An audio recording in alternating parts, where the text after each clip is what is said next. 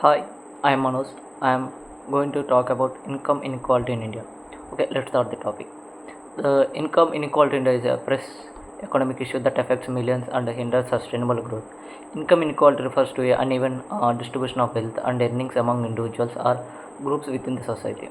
India has a high level of disparity, with the top 1% of the population owning more than 40% of the country's total wealth, while the bottom 50% collectively hold the just fraction of it. The Gini coefficient, a measure of inequality, has steadily risen over the years, indicating a wider gap.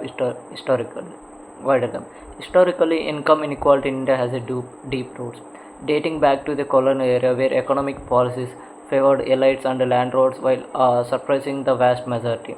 After independence, the licensing system, which controlled business through the heavy regulations, stiflated economic opportunities, keeping wealth concentrated in the hands of few. The 1991 economic liberalization brought rapid growth but also exhibit income disparity.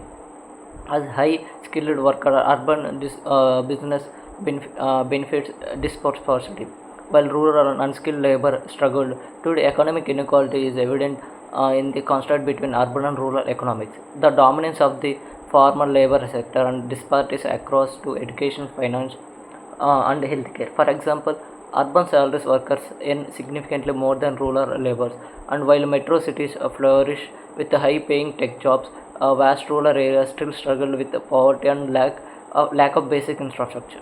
Addressing this challenge it requires several key accumulative methods. First, progressive taxation, where the wealthy pay higher tax rate can help redistribute wealth, but the India tax to GDP ratio remains low, limiting the government ability to fund welfare programs. Second, strengthening education and skill development, especially for rural and marginalized communities, can improve employability and break the cycle of the poverty.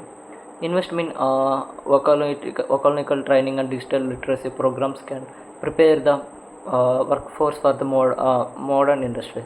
Third, expanding social security measures such as a universal basic income and employment graduate scheme like MGNREGA can provide financial stability to lower income families.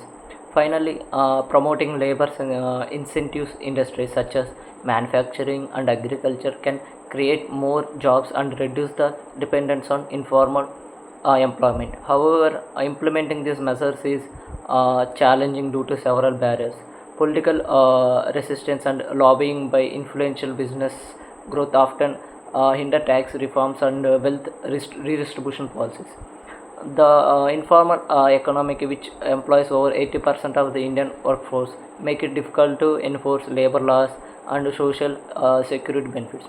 Additionally, financial inclusion efforts such as Jan Dhan Yojana have made progress but still face challenges in ensuring access to credit and banking services for the poorest sections of the society.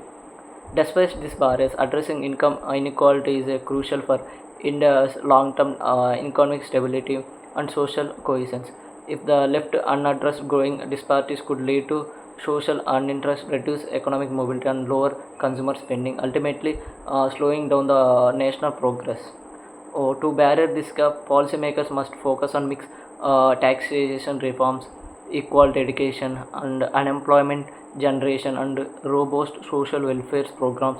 As citizens, raising awareness and advocating for inclusive policies and supporting equitable economic reforms can contribute to a major contribute a more just and prosperous India.